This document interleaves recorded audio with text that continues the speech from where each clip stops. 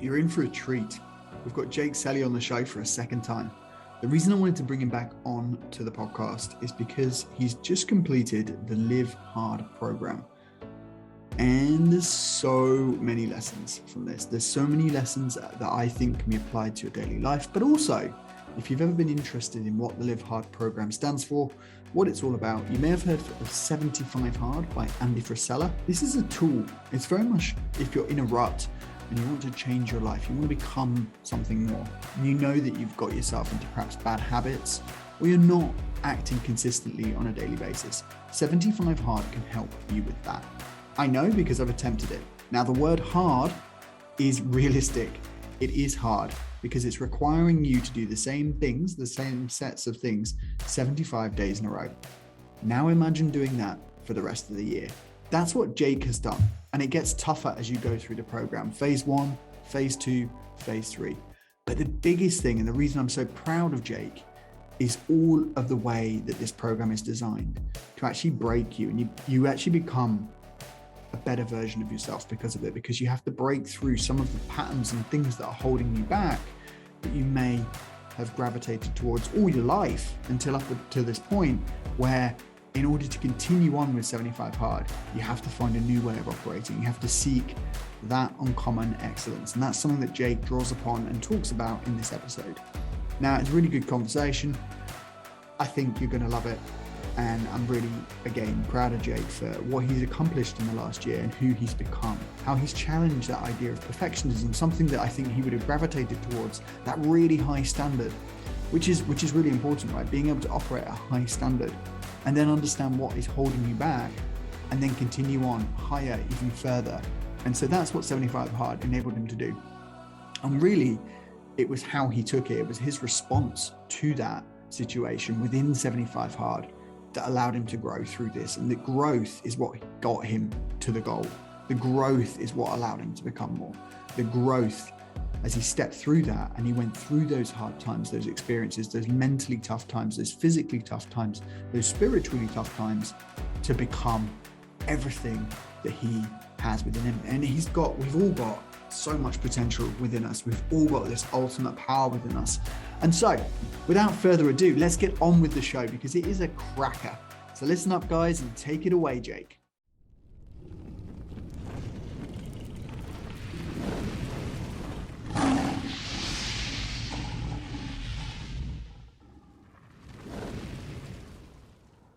Mr. Jake Selley, welcome back to the Tim Castle Show. Now, before you jump in, I just want to start and just say, hey, it's been a couple of years and your show is one of the most downloaded episodes that we've had on the Tim Castle Show. People have got so much value from it, but also I can see that you came on and you gave with your heart. So I want to say thank you firstly for that. And then also really dive into what's been going on in your life over the last year, because I know there's been a lot. Well, Tim, first of all, I say that that's my claim to fame because I walk around and tell everybody that I was a guest on the Tim Castle Show. So I tell everybody I see, go download this because I got to speak to Tim Castle himself. And so, yeah, thank you. It was incredible to be on it. I'm so excited to be speaking with you again, but it's an absolute pleasure every single time I speak to you and stuff that I continually learn from you. I mean, we've known each other for coming up on like 6 years plus now, from when we used to work together. That's right. And to think about seeing your growth in this time. And I remember like when we both were working for AOL, we were sitting across from each other. We both had a baby around the same time as our first baby. You were living in a 1-bedroom studio in Manly. That's right. You were writing The Art of Negotiation from your bathroom in the middle of the night because you had no other room to go, and look at where you're at now. It's certainly been a journey. It's been an adventure. And yeah, thank you, man. Thanks for sending people through to download the podcast, because it's kind of what we're all about, is courageous people doing inspirational things around the world. And you've certainly been doing that. And I've been watching you over the last year and just seeing the growth and the things that you've been doing from the perspective of challenges that you face, but also new things, pushing into the unknown. And so that's why I wanted to get you on again, for the second time, repeat guest, to just go through what's been going on for you and just to explain a little bit more so we can set the scene, set the context so people can get the most out of this. So setting the scene, I had just finished my MBA, who of all other people, you introduced me to the MBA program, and I had just completed it. And I was in a good spot in life at this point when it came to academics and it came to my profession. And there's a little bit of my life that I thought I could kind of let go in terms of the physical side of things. I'm always looking for a bit more of a challenge or something. I'm naturally quite competitive. And one of my good friends, his name's Benny, he started doing this program called 75 Hard. And I was just watching his journey through Instagram and send him some messages and stuff. And I'm like, this looks pretty intense. It looks good. I need something to kind of kick my butt, get it back into gear. And so I asked him, what's this 75 Hard program? And he's like, just listen to the podcast. And there's a 45-minute podcast by an incredible guy named Andy Frisella. If you ask me what 75 Hard is, I will just send you to the podcast as well, because essentially what 75 Hard is, it's a 75-day mental training program. And as part of that, you have to do 5 critical tasks every single day. And these tasks are, you have to do 2 45-minute workouts. One of them has to be outdoors, no matter what the weather is. You have to stick to a meal plan. There's no cheat meals throughout this entire 75-day process. You have to drink a gallon of water. You have to take 1 progress photo every single day. You have to read 10 pages of a nonfiction book. And that doesn't sound too bad when you're like, oh, okay, well, I can do that in 1 day. But it's doing it 75 days in, days out. You're doing the exact same thing every single day. If you miss one thing on 1 day, you have to start back at day 0. So when people are looking at this from the outside, they go, oh, I can do something like that. But what I'm going to do is I'm just going to modify the program a little bit to where it can fit me. And that's the whole point of this program, is you do not modify and you follow it to a T, because the second that you try to fit the world to what's comfortable for you is the second that you begin your path to failure, because your environment is never going to be perfect. The world around you is never going to suit exactly what you want. And it's about learning to just push through in those times when things don't feel comfortable or they're not convenient, but you make it a priority and you stick with it and do it. And that's why it's so much of a mental training program. And the benefits you get from it are, you get in great shape, and you feel confident, you feel good about yourself. You're reading incredible books. There's so many benefits to it, but ultimately it's about training your mind. And I was like, you know what? I needed a new challenge. So I'm going to go after it with this 75 Hard program.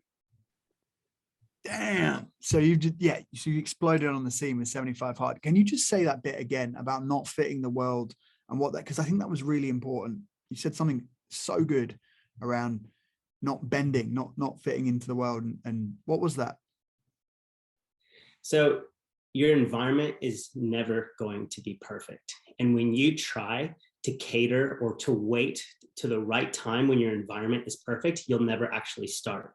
And so by you sitting here trying to mold the world to shape it to the way that you want to fit your comfort or the way that you think you should be doing things, you're never going to be able to get off to the right start. And so this is about continuing and being consistent with your actions no matter what is going on.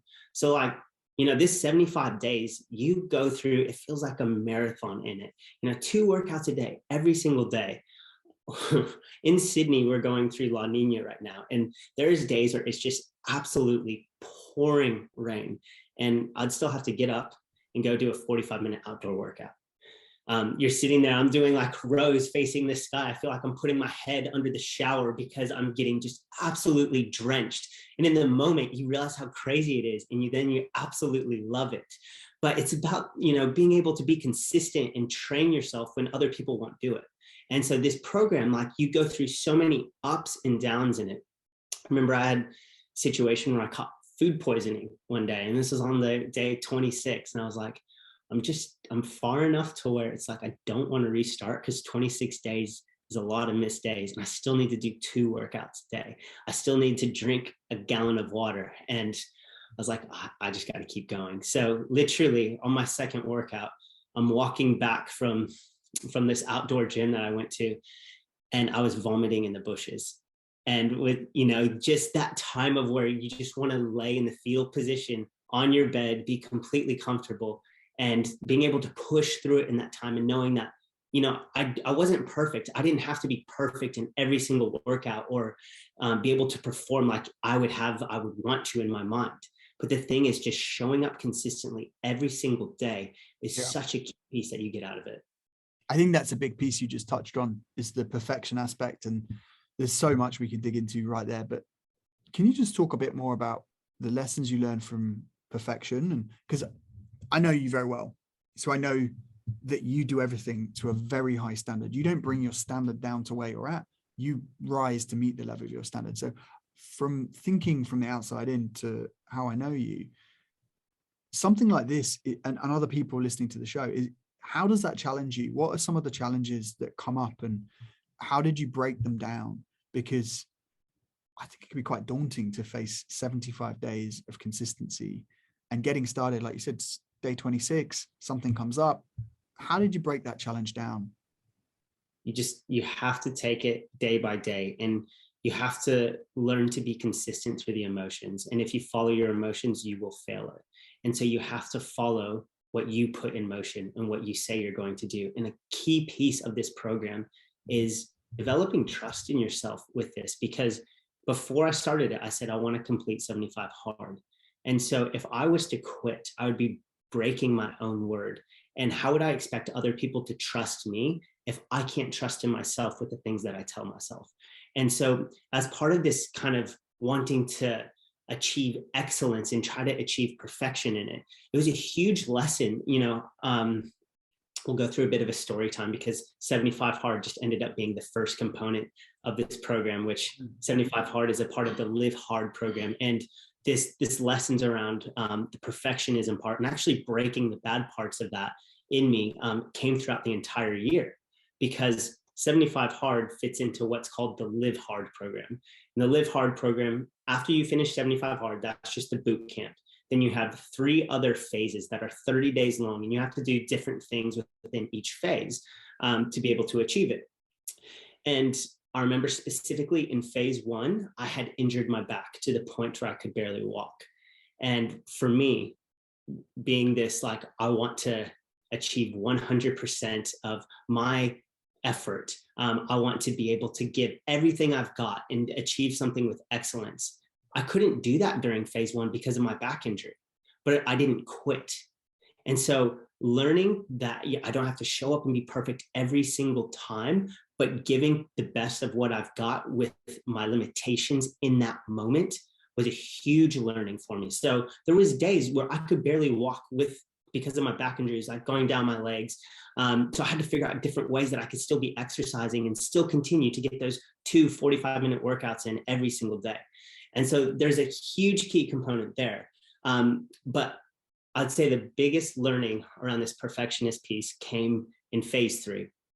And phase 3 is 30 days long, and you have to do it 30 days before the 1-year anniversary of you starting 75 hard. And the goal is, on this phase 3, if you fail one thing on one day, you don't just start back at day 1 of phase 3, you fail the entire year-long program.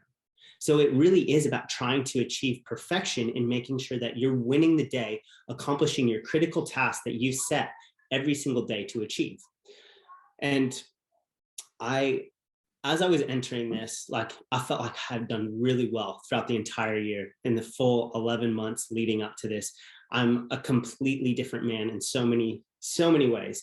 And entering phase 3, I was already thinking about, once I accomplish this, once I do this, what is this going to do for my identity? Because I firmly believe that habits shape your identity. And so I was already forming in my mind, okay, I've accomplished A, I've accomplished B. Now I'm going to accomplish the Live Hard program, and I'm going to put this as a list of accomplishments for me. And so I was, working through kind of shaping this in my mind. And I'll never forget, it was day 7, and I had woken up early because I wanted to get a workout in. There's quite a few things you have to do on phase 3, where you have to talk to a stranger every single day. You have to do a random act of kindness every single day.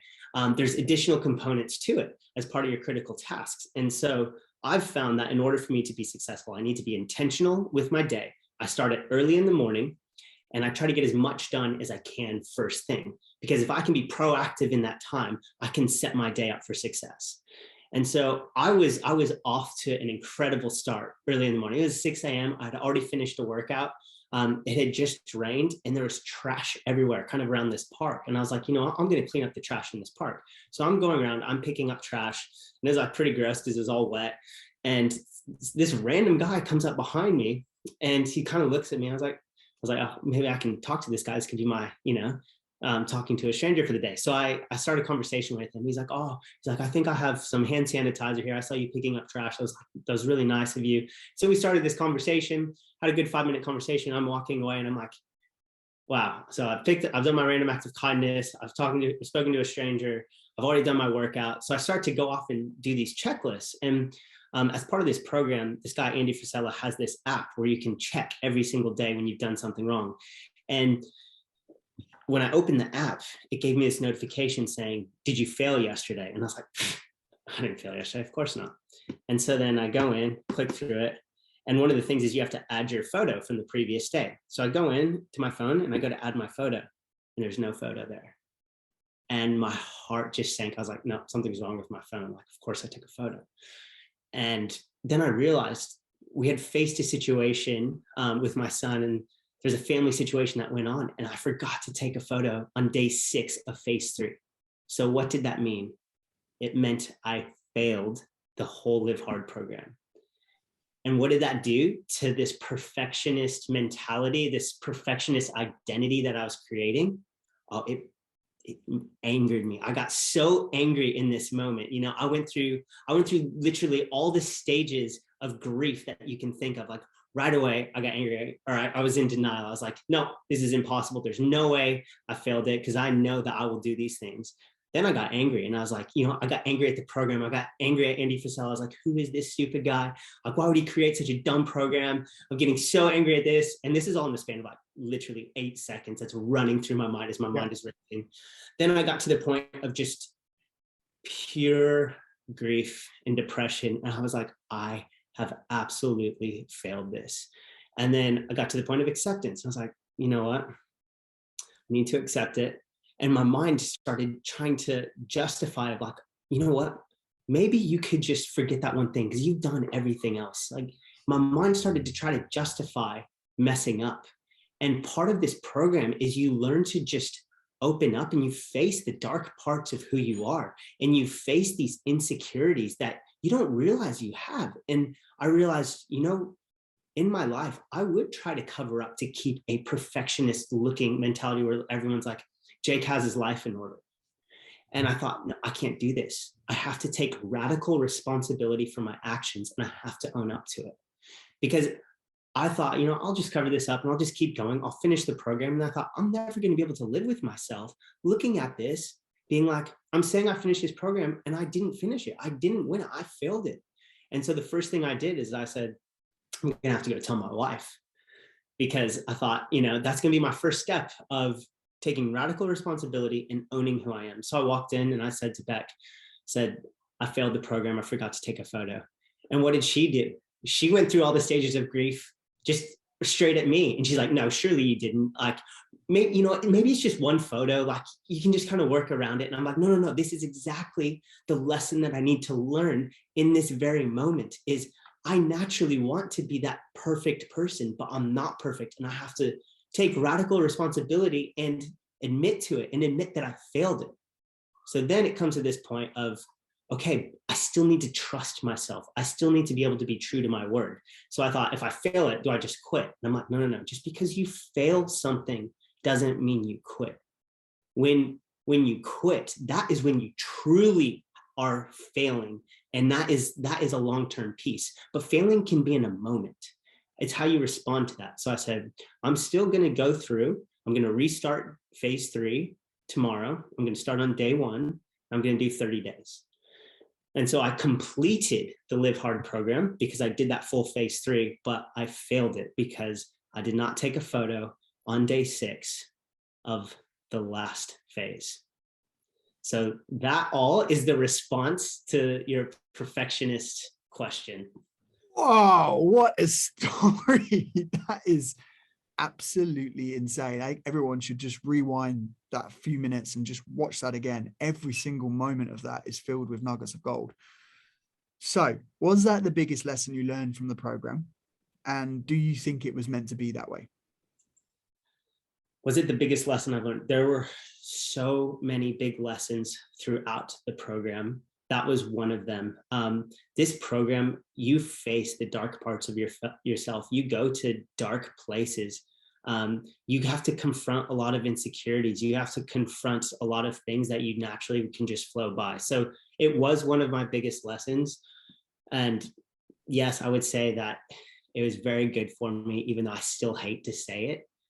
But it is what happened, and maybe I was meant to do it, meant to fail it, but how have you implemented that in your life then, in outside of the program? How going forward now has that changed things, knowing that about yourself? So it was funny because this process of kind of uncovering this was happening throughout the program, but it culminated almost in that test. Because I was realizing it, I was journaling pretty much every single day throughout this entire year. Was reading multiple books that talk about things like this, and then it was almost like, okay, now that you've learned it, how do you put it into action? And unfortunately, I had to put it into action in a way that I didn't want to. So it's okay. It's okay to mess up. It's okay. But man, imagine if you can just every single time you do it, you face it, you confront it, and then you change it and move on instead of sitting in it or trying to cover it up. How much time and effort do you waste trying to build this fake facade of who you might be instead of facing who you really are and making the best of who you actually are? You took a situation that would have naturally not crushed you, but you might have taken a different direction in. It's so cool to me that happened 25 days before the end of a year-long program that you'd committed to, that you'd made your family come with you on this journey through. It feels so meant to be from looking at this, that you got it at that exact moment, that lesson. And then from there, not only did you continue, but you were truly honest and truly able to kind of internalize how you wanted to show up in that moment.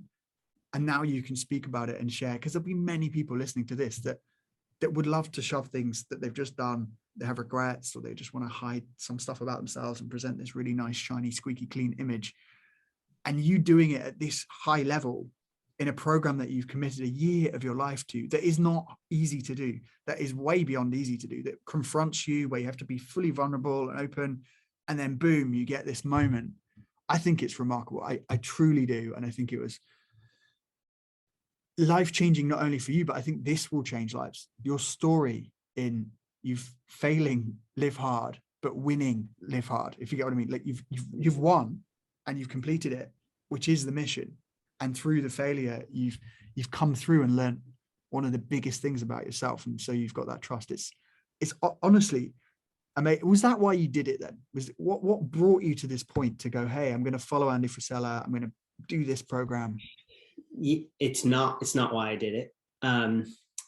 I wanted just something else to go after, because I'm very goal driven, goal oriented. I'm very competitive with myself. I want to become a better person in every single way. And I felt like this was the next challenge for me to go through.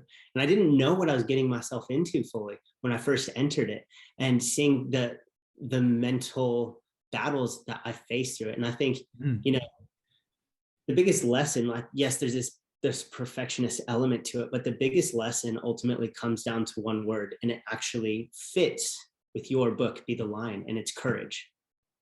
Because nice.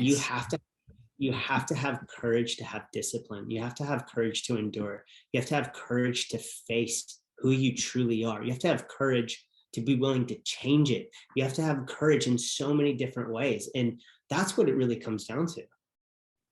Was that, so on the last episode, I mean, was that your word of the year, or like how, because we know your motto is live the dream, and how did you find courage and living the dream, and 75 hard? Like, there's so many questions I've got about this.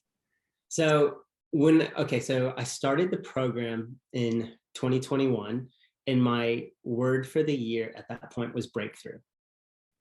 And I go through this program, and there was breakthrough in so many areas.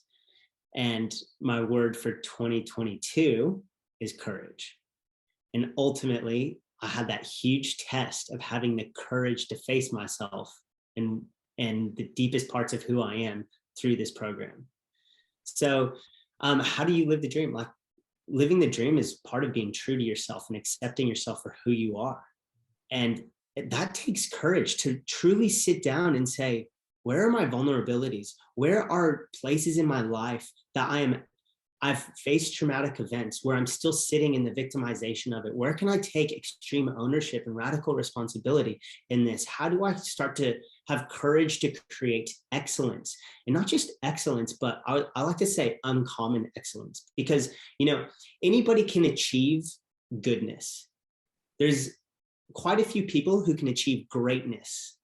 And that'll often happen like a couple times or once in their life. They'll achieve greatness at something. Then there's going to be a few of those people that achieve excellence. But when you look at uncommon excellence, it's how do you maintain excellence for the long term? And that's where uncommon excellence comes in. And there's very, very, very few people that will truly achieve uncommon excellence. And that is courage to get up every single day and have discipline and to face yourself every single day. I'm loving this. I'm loving this. Jake Selley dropping bombs here today. This is insane stuff. Like, so how did this change your self-image then? If we're going to talk about excellence and we're going to talk about the really good model you've just broken out in the different stages and uncommon excellence, it's surely got to have changed something within. I don't think I'm there for uncommon excellence. That's something I'm pursuing and trying to get there. How has it changed me? Well, I went blonde during this time. No, I'm just kidding. That was a side note. How has it changed me? I think, it's the willingness to continue to work on myself and to not fall in love with the thought or the strategy of it and to be able to act it out. I've had quite a few people reach out to me since doing this program, because I didn't share too much on it throughout the year, because I'm very much of like, I don't want to talk about something that I can't be a product of. I want to be the product. So when I'm talking to you about it, my words can have weight, and I can be speaking to you from experience of, this is where I failed. This is where I've worked hard. This is where I've learned, and to be able to like impart that wisdom. I don't think I have tons of wisdom, but that's what I'm pursuing. And I think in this, discipline is such an overused word. Everybody loves the idea and the thought of discipline. And people will come to me and be like, how do I learn about discipline? Or what book can I read to learn about discipline? And ultimately, when it comes down to it, and I've got to credit Andy for saying this, because he says that discipline is a perishable skill, not a trait. So you can't have the trait of discipline. Discipline is like a muscle that you have to build and work up. And the only way that you can build discipline is by doing it. And so I think when I'm looking at myself and what I'm becoming, is I see the importance of discipline. I see how easy it is to lose it. I can recognize when I'm in a rut, and I'm kind of in a rut right now because I've finished the program. I don't really have a set strategy of things that I need to be working towards on kind of a daily basis. So I feel like I'm in a little bit of rut where like my training isn't twice a day, 45 minutes a day, doing this thing every single day. I'm still reading, but I can recognize that and I can go, I'm starting to slip. I need to get back on this because I do not want to lose my discipline. Wow. I think you're encouraging me certainly to get on and do this. And I'm sure thousands of other people that are listening are now going to jump on and start doing it, all because of you, Jake Selley. So in this, what I'm hearing is there's a lot of freedom. I can see that you're almost freer, right? You're a very happy guy. You've got a lot going for you. You've got doing amazing in business and obviously self-improvement and all these things, but I can see there's freedom here. And I can see you're a shining example of how this, even you saying that you haven't reached uncommon excellence yet, is showing me that you can see that there's higher and infinite places to get to. This journey is never over. I'd say, what now though? I know you touched on it briefly just then, but you come off a program like this, what actually happens to you as you stop because the challenge is over? So the year-long challenge yes, is technically over. It's meant to be repeatable every single year. Um, I have not set in my mind that I am going to repeat this full Live Hard program. So I don't necessarily feel convicted about that, but I'm finding different ways that I can start to be working towards this uncommon excellence. And right now there's a period of discovery for it. And my wife wants to do 75 hard. So I'll probably end up doing that 75-day program with her.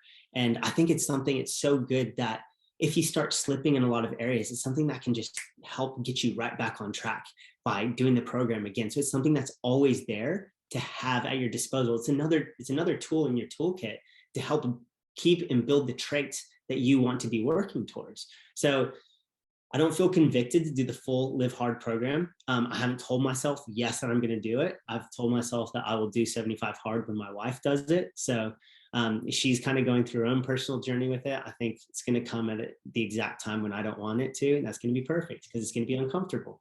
And so it's going to be something that challenges me in another way. Brilliant. Brilliant. And that's a great segue, and something I know we've spoken about the context of Live Hard, 75 Hard, the challenges, some of the things, and we've talked briefly on the results. But one of the questions I know that people will have is, how do you integrate this into your life when, like yourself, you've got 2 kids, you've got a family, you've got a wife, you've got commitments, responsibilities, and this ain't something that you just pick up and you've got to go and do it. It's going to disrupt certain things. So how do you do that? And what were the things that you did to ensure that you could balance both being a responsible father, you could be there for your family, yet complete this program and absolutely dominate? You grow in it. I'll say that you grow in it, because when I first started the first 75 days, it felt like it consumed my entire life. I felt like when I was working, I was thinking about, oh, I've got another workout to do. And all of this stuff is coming up on your mind. And by the end of it, those initial 5 tasks, you learn how to fit them in, because when something is so much of a priority and it becomes something that you will not compromise on, it fits in. So what happens is I realized, in order to make this happen, I need to win the day, and I need to own certain parts of the day and make sure that I'm proactive in that time. So, for a lot of the program, I was waking up at 5 a.m. to get up, do my first workout by 6 a.m., read, journal, do the things that I needed to do early. So then, later in the day, it was like, I didn't have to try to fit in 2 workouts.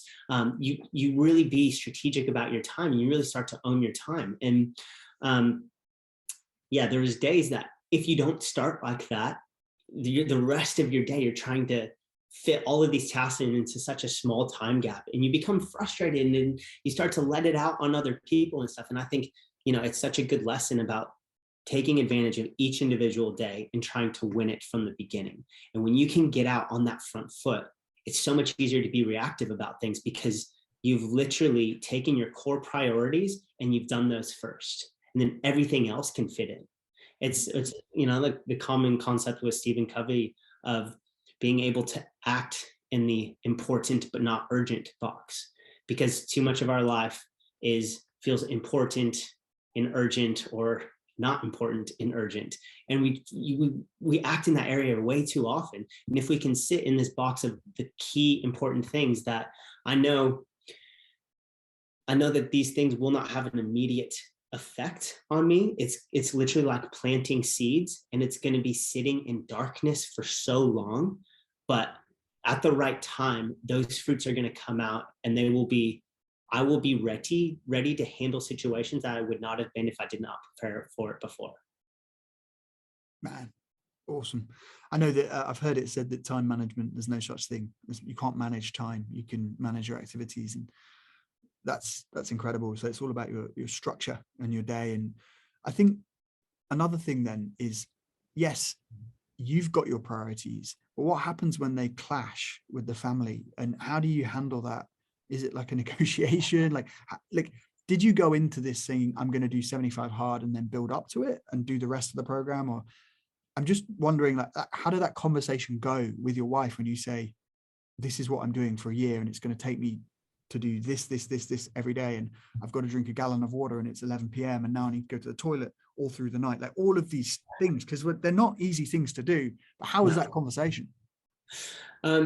My wife was very supportive in the beginning, which is absolutely incredible. It helps to have a supportive partner where you both have an aligned vision, and you know that you have to sacrifice in areas so she can achieve parts of her vision and vice versa.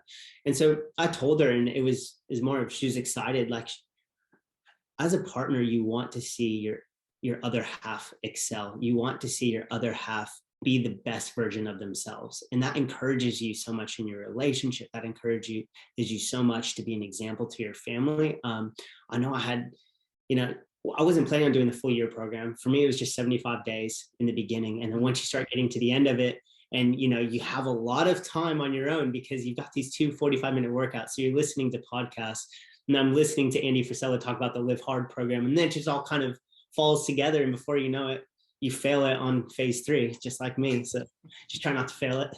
And so it takes a sacrifice for the family in this, but anything worthwhile takes sacrifice, and especially for your family. But within this, there was so much that my little boy learned as I was going through this program.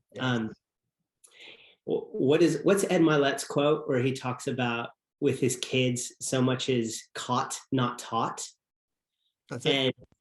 And I saw this through the program. My little boy loves the thought of working out and being active and trying to be healthy because he sees me do it. He sees my wife do it. And there's so many elements here that he'll see me read oftentimes. And so then he's wanting to read, and he's wanting to get into it. And he's seeing the importance of developing your mind and developing your physical health and your mental health within this. And so, I don't know, there's so many different components that it spills over to, and it is so hard, but it's so worthwhile. And it doesn't have to be 75 hard. It's just anything that you want to be doing to help kind of be that one to shift out of the patterns of life and be able to proactively say, this is where we're going to make an impact. And, that can come in any way, but it's so important to be able to recognize it and then to be able to turn and utilize it and act on it. I think this is awesome. And I think, 75 hard, it's a tool. It's a tool to help you focus. And if you see yourself slipping, you see yourself not showing up in life the way you'd want to, if you're starting to take shortcuts, it's definitely something that I think you can throw in there and you start, and there's no time to think about it. You're doing it. And as you've articulated really well, it's about having that upfront conversation with your partner about how these improvements are going to make changes to your life. And I think I love that your kids have seen it, they've caught it, and now they see the importance of a healthy lifestyle as well. One of the elements within 75 hard and throughout the program is obviously reading 10 pages a day. How did that transpire, and what were some of the benefits around that? Because that to me is an interesting one. That's my favorite part of it. It's come to a point that it's like, I feel like I've ripped myself off if I've only read 10 pages a day. I became addicted to reading. And through that time, I think through the program, I read over 35 books. And just the change in mentality, it's literally like having mentors that are speaking into your life every single day for different subject matters. And what you learn from it, what you get, you can change. You can be looking at the perspectives. Like I went through a phase where I was reading Tim Grover. So I was getting so competitive with my workouts, trying to get to this dark place, because I was like, if I can get to that dark place and then I can get myself out of it, imagine what I can be accomplishing later on. The reading part was my favorite. So I don't know, like imagine, you know what it's like, having all of these mentors just speaking into your life, helping you to proactively make different decisions. So you're not just coasting by with life, you're living with intention. And that's what the value of it is. I love how Andy Frisella talks about it. He's like, you're reading these 10 pages, you're not reading a fiction book, you're not reading 50 Shades of Grey, you're reading something that is going to help grow your mind, or it's going to help grow your spirit, or it's going to help grow just different parts of your life that are important, whether it's you want to focus on finances and investing, whether it's you want to focus on business, how do you become a better leader? All of these components, these are critical pieces for your life to be able to grow and achieve that uncommon excellence in that area that you want to achieve it in. And this is just the perfect avenue to help be the catalyst for it. And when you start that in the morning, it sets off your day. It sets off how you can be living with intention throughout your day, just depending on the different topics that you're reading about. Did you purposely choose books that complemented the kind of pain that you were going through? Because I know that The Dark Side from Tim Grover and Goggins and all of these other authors like that you got into, but was that on purpose, or was there strategy behind it, or how did you choose the next book? I am a sucker for, if you bring somebody on a podcast and I love the topic that they're talking about, I will go buy their book right away.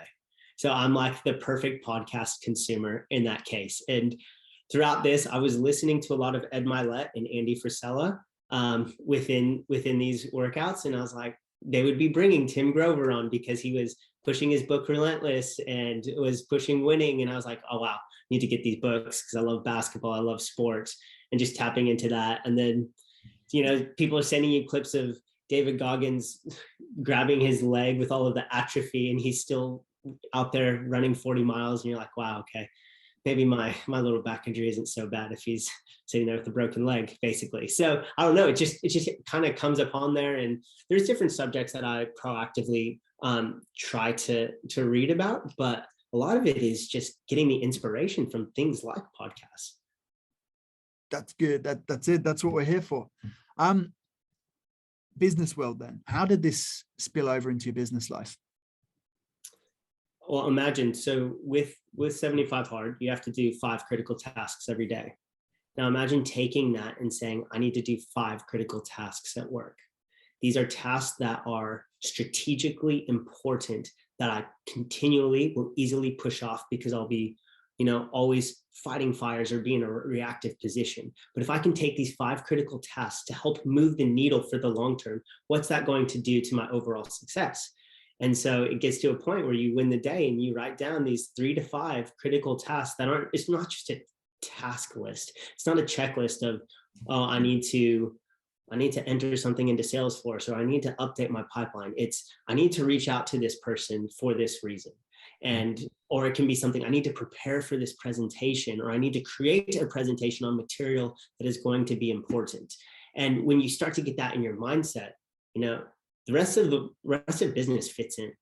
When you can be able to identify those tasks first, those critical things that are going to move the needle, that's what's going to help you 3, 6, 9 months, 12 months down the road when you're looking back on it. And that's what I've seen. Like, I can tell you the breakthrough within business for me personally during these 12 months, like being in positions to receive promotions that I was not expecting whatsoever, to be able to be given responsibility to speak to senior leadership teams that previously I would have never had the opportunity to, and having, your CEO trust you with some of this stuff and being able to push that to you.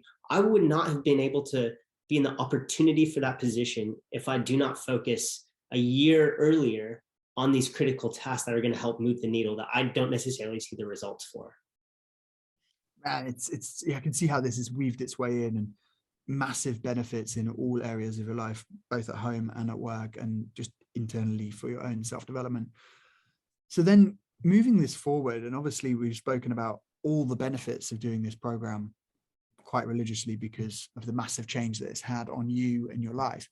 But did you ever get to a point, 1, where you wanted to quit, and 2, where people just thought you were weird for doing this stuff? Like, because people still think I'm weird for it. Yes, 100%. People think how did you deal with that then? I just laugh about it. And I just think that, uncommon excellence is not common. It's not what everybody else is doing. And so by going after uncommon excellence, I will be in a crowd of very few people. And so I learned to take pleasure in it and kind of have this courage to be disliked, because I'm not going to be able to please everybody. And, I found that a lot of times that people, they'll be making fun of you at first and kind of teasing you about it. But then when it comes down to it, they come back to you when they're at a serious point in their life and like, I need help with something, because they know, they see the difference and they want that difference. And when something is going wrong, they come back and they're like, can you please show me how to get through this? And so I don't have all the answers, but I can help guide them with some thoughts and steps that I was trying to take at certain times. So yeah, people think you're in a cult at first, and you know what? It's a good cult because you're training your mind and you're trying to become the best version of yourself. Like that, ultimately, I think about that leadership lesson is becoming the best version of yourself. If you can lead yourself, then you can start to lead others. So there's that element of it. What was your second question? I got. I was saying about quitting, but I think just to break Yes, that's crazy, quitting. right? Like that's fantastic that you can, if someone's coming at you with a negative outlook on what you're doing, questioning, oh, why have you got to work out twice? Like, this is crazy. What isn't once enough? How have you got the time? All this, you're like, hand out, uncommon excellence, mate. See you later. You'll get it when you get it.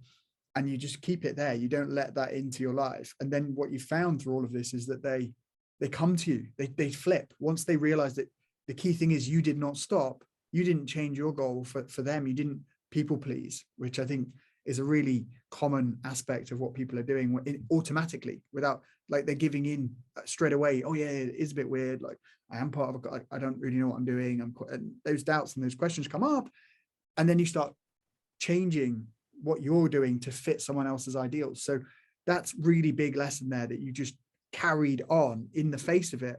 And then they started coming back to you and giving you almost praise because they're wanting advice from you. That's massive. And I think ultimately, you know, what it comes down to, I was at a conference recently where Ash Barty, the world's former #1 tennis player, she just won the Australian Open recently, and she just retired. And she was speaking at a conference. And the question came to her, would you rather be respected or liked? And I remember being blown away by her answer because of how strong she was in her conviction and how quickly she answered. And she said, respected. I don't care about being liked. Because ultimately, when you're in this phase, like if you're trying to do everything to make people like you, you're going to have no values for yourself. You know, one person's going to like you, the other person's not going to like you. So you're going to have to be going back and forth, and you're going to be inconsistent with yourself. You won't be able to trust in yourself. People won't be able to trust in you. But when you start to do things where it achieves other people's respect for having that uncommon excellence, that's when people will come back to you. And, you know, I think as part of that uncommon excellence, you're going to face the temptation to want to quit or to let your foot off the gas. And did I want to quit at any point? The only point I wanted to quit, or I had temptations to quit, was during phase 3 after I failed. Because I then had my mind speaking to myself of saying, you've already failed it. Why are you continuing on? Why would you continue the 30 days? Because you already have failed it. So you look how far you've gone. You've done incredible already, but there's really no point in being able to move forward and to finish it. And I had to have some serious conversations. You know, I'm not sitting here like talking to myself and then looking and talking back, you know, yeah, this is all going back and forth in the mind, but I had to face the fact that I set out to do this. I set out to complete it. And I told myself that I would complete the Live Hard program. So I faced this battle of wanting to fail or to wanting to continue on after I already failed. And I think there's a huge lesson there of when I wanted to quit because I didn't feel like it mattered. It felt mundane, but I still had to stay true to my word in it. And at one point I had gastro during that, and I had to face another situation where I was vomiting, and I was like, I can't be doing this. But, you know, as we say in the Selley household, we do not say can't. We say I'm having a challenge, and we need to figure out a way to conquer the challenge. So did not let myself say I can't, and got through it. So good. I like that Selley household phrase. I love that. That's great. I've got the little boy saying that to adults if they come into the house and they say I can't. He goes, we don't say that here. And I'm like, correct. We don't say I can't in this house. That's beautiful. That's music to my ear. That's amazing. I think to break that back down, then it's almost like your old paradigm or own habits came up. That little voice came in and said, it's not worth it now. And you broke that. You pushed through because because you had become more. You'd stepped into uncommon excellence, and so you were able to figure out the right answer to that, the right response to that, and continue on anyway. And it reminds me of what James Lawrence said, the Iron Cowboy, when he had a similar experience where he was getting, I think it was on day 50 or something like this. Can we just say, not a similar experience. He is just on a league his own when it comes to that. That's like beyond uncommon excellence. That guy, incredible. But keep going. But he essentially had a similar challenge where he did the run, not outside, but did it on a machine, and people were giving him hate for that specific part, even though he'd done what no one had else ever done on the planet up until this point, and he was breaking his own record, a challenge that he had set for himself. So it was all from him, and he kind of had to go through that himself and realize that it wasn't about anyone else, and he was setting this challenge, and he was fine with it. That is the Ironman distance. He'd done it. It wasn't about cheating or coming. It was nothing to do with that, and he'd still had to work through that, and it was probably harder to do it that way. It just, people with a view who were commenting on something to just drag someone down, right? And it's tough when it's you doing that to you, because it really is you versus you, right? That is the challenge. It's you bringing up your own voice and saying, hey, let's you're done, mate. You're done. Stop. It's all over. And then that's the moment that you were able to step up and go, not today. We're breaking it. We're continuing on. So I really admire that. I think that's so awesome. And what was interesting about that voice is, and I had to learn this throughout this process. There would get to a point where I would be, facing the hardest part of my workout. And I usually listen to podcasts or music. And I got to the point where I was like, no. I need to turn everything off as I'm doing this, because I got to hear what I'm saying to myself to make me not get to that ultimate point that I want to get to, where I might just take my foot off the gas a little bit. And I found that the way that my mind speaks to myself is that it always kind of comes in a good enough, where I'm always kind of complimenting myself, like, oh, you look where you've got to at this point. Yeah, good job. And that good job would make me take my foot off the gas a little bit. So, going through a lot of these workouts in these dark times where I'm like, no, I've got to be able to listen to my mind talk, actually helped me get through that period of when I wanted to quit, because I was like, you've already done it. Like, good job. Like, you don't need to prove yourself more. And so at that point, being able to recognize that, you're able to then actively go in and make a decision of, do I listen to that, or do I continue on? Man, that's so huge. And you can apply that to business in anything. Like, obviously in sales, you can do really well, you can hit target, and then you start to plateau. You start to take your foot off the gas because you're doing well. There's a comfort in doing well. You're doing well, you're smashing it, but it's nothing to do with that. It's like, how far could you have gone? Yeah. You are amazing, Jake. I want to break this down now so that we can give advice, or that you can give advice based on your experience. So anyone thinking of doing 75 Hard or the Live Hard program, what would your advice be to them, and how should they approach it? And yeah, just any advice for someone thinking about this who might be interested based on what you shared. Don't think about it for too long. Go listen to that 45-minute podcast by Andy Frisella. If you go into Spotify, type in 75 Hard Andy Frisella, it'll come up. Listen to it so you can understand the boundaries within the program, and then do it the next day. Don't sit here, try to plan it out. You need to get into action and just take it one day at a time. Don't tell yourself you're going to do the full year program. Don't get ahead of yourself. Just stay in the day and in the moment, and do one thing at a time and win your day. And that is such a lesson for all of us in so many ways, because if we can just take it a day at a time, be present in that moment, take in the fullness of the moment, take in the lessons of that exact moment that we're in, and win the day individually. Imagine what's going to happen 75 days later. Imagine the changed person that you can become in that time. Imagine the lessons of discipline, mental toughness, grit, fortitude, consistency. Imagine what you can be able to build from that. That doesn't come from any book that you'll ever read. That comes from action and you going through the experience yourself. And that's where 75 Hard is incredible, is it provides the tools for you to go through it and to be able to prove to yourself, to look in the mirror and say, I've accomplished this, I've done it, and I haven't taken a shortcut. I have gone through and I've done every single thing to a T. And you will look back at yourself. You will build that confidence that you've never had before. You will be able to start to trust in yourself. You'll have less of an imposter syndrome by being able to do this. You can look at yourself in the mirror with full integrity and say, I know that I have the skills, like discipline, to be able to push to other areas of my life. So do 75 Hard, hey?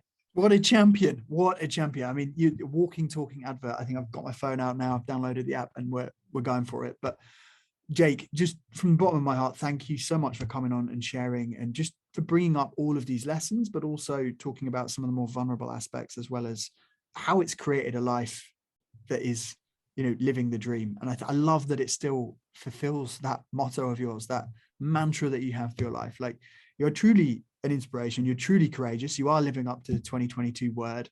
And the breakthroughs that you've had, to go back to your 2021 word, are just, they're incredible. So I'm so thankful that you've come on the show today, that you've shared, you've given your heart, you've really, thought about some of the aspects that weren't easy and some of the big parts, because I know that it would have been hard to actually reconcile with yourself some of those elements of the Live Hard program. And just, I would say to all of you, just go back and just digest some of the bits of this podcast again, and just really think about who you want to be in the future. You don't have to be thinking about the year-long program. There's 75 hard there. It's a tool.